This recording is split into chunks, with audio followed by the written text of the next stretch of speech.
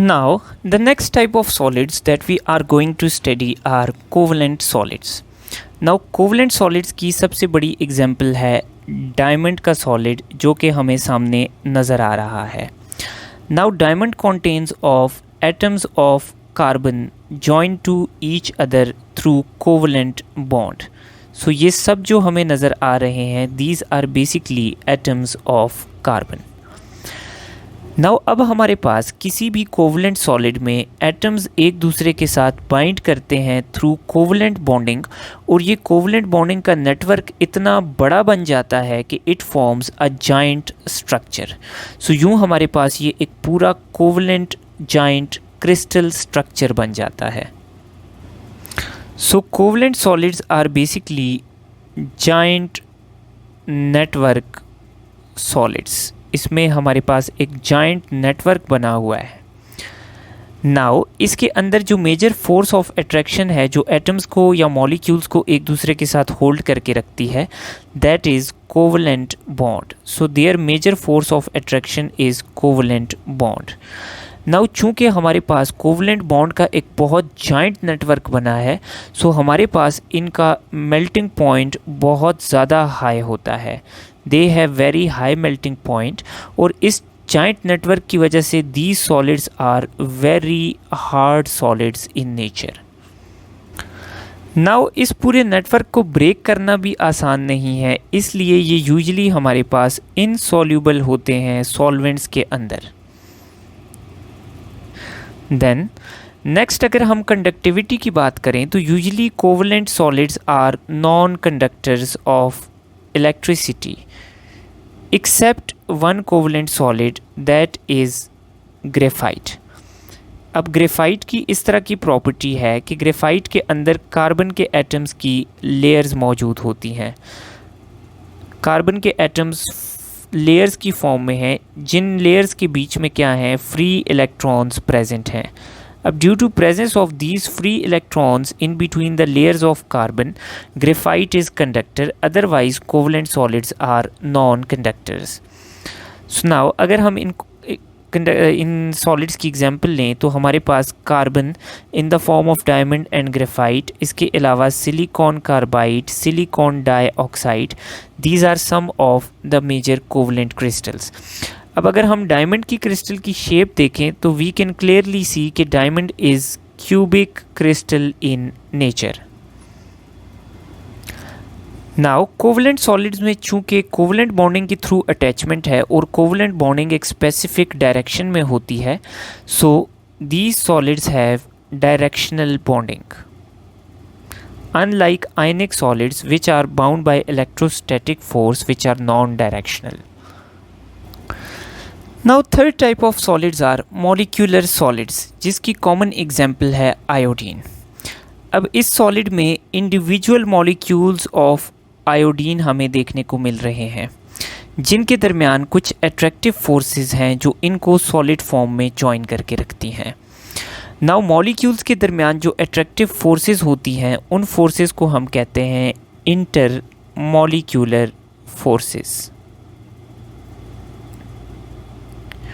So these forces can be dipole, these forces can be hydrogen bond and these forces can be London forces.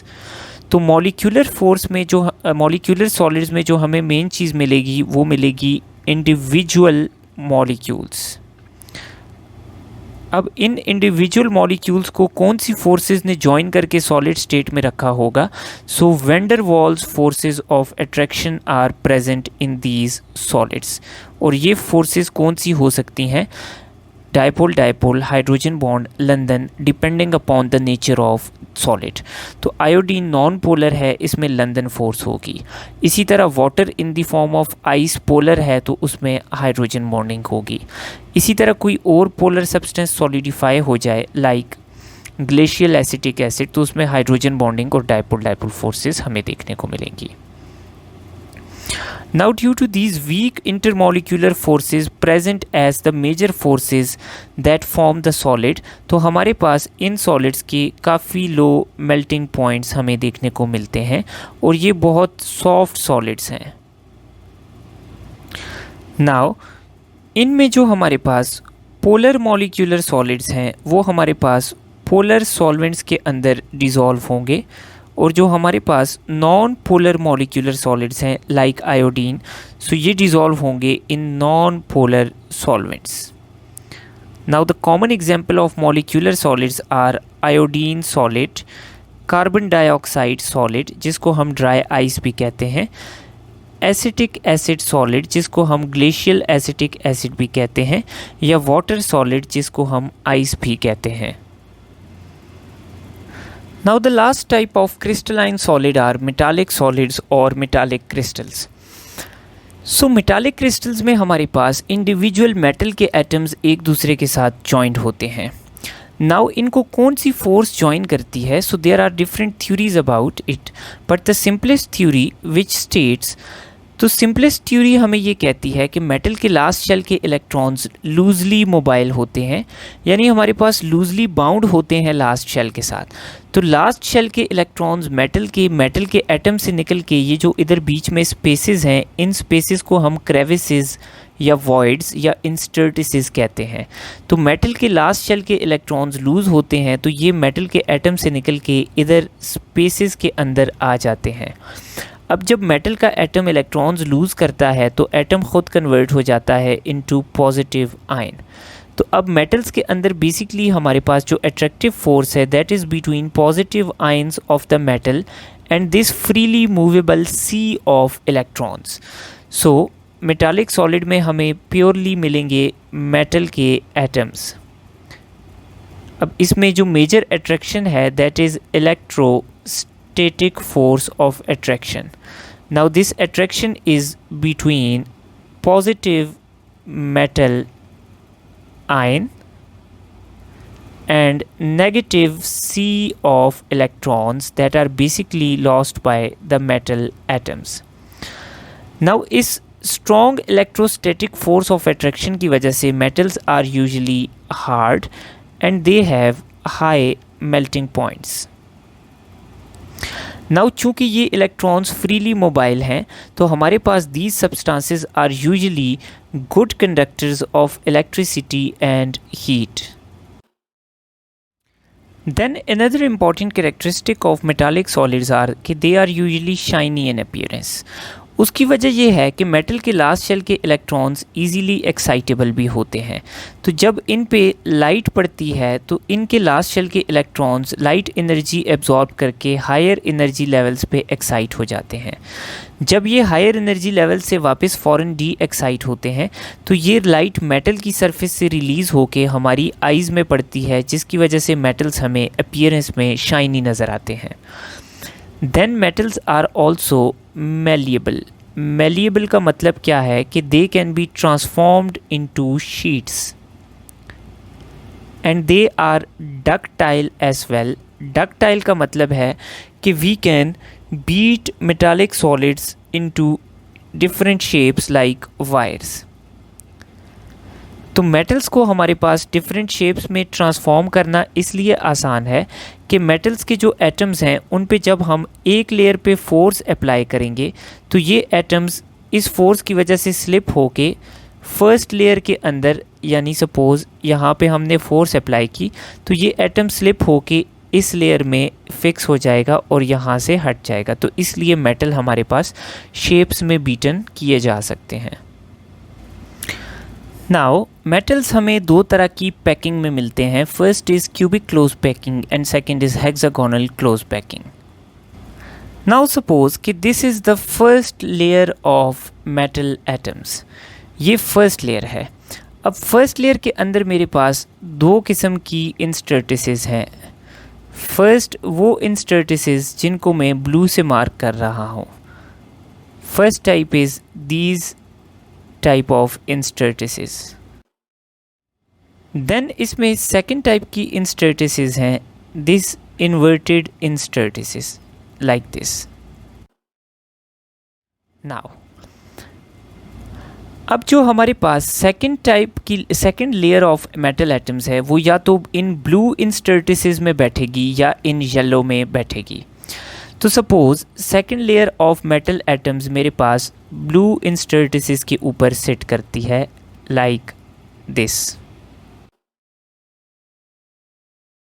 तो यूं second layer हमारे पास बैठ गई blue पे। अब जो थर्ड लेयर है वो जब ब्लू के अंदर स्पेसेस में सिट करेगी तो थर्ड लेयर एग्जैक्टली येलो इंटरस्टिसेस के ऊपर आएगी लाइक दिस, लाइक दिस। और अगर मैं फोर्थ लेयर को सेट करवाऊं तो आप देख सकते हैं कि fourth layer directly first layer के ऊपर सेट करेगी। सो इस पैटर्न में फर्स्ट लेयर होगी, फिर सेकंड लेयर होगी, फिर थर्ड लेयर होगी, फिर हमारे पास जो फोर्थ लेयर के एटम्स हैं वो एग्जैक्टली फर्स्ट लेयर के ऊपर आएंगे, देन फिफ्थ लेयर के सेकंड लेयर के ऊपर आएंगे और सिक्स्थ लेयर के आएंगे थर्ड लेयर के ऊपर। तो यूँ हमारे पास हर 3 लेयर के बाद पैटर्न रिपीट होगा ए बी सी। सो इस रिपीटेटिव पैटर्न और इस पैकिंग को हम कहते हैं cubic close packing. Now let me suppose the next case. Last case में हमारे पास सेकंड लेयर के एटम्स ब्लू इंटरस्टिसेस पे बैठे थे। अब हमारे पास सेकंड लेयर के एटम्स बैठेंगे येलो इंटरस्टिसेस पे। सो ये हमारे पास मेटल की सेकंड लेयर के एटम्स हैं। तो सेकंड लेयर के एटम्स जब येलो इंटरस्टिसेस पे बैठेंगे तो थर्ड लेयर के एटम्स सेकंड लेयर की इंटरस्टिसेस में बैठेंगे लाइक दिस, लाइक दिस। तो हमारे पास थर्ड लेयर के एटम्स एग्जैक्टली फर्स्ट लेयर के ऊपर आ जाएंगे। सो इस पैटर्न में हमारे पास ए बी यानी 1 2, देन हर लेयर के बाद अगेन वही लेयर रिपीट होगी। So this is A B type of repetition and this pattern of repetition is called hexagonal close packing in metals. So this is all about this chapter. Thank you.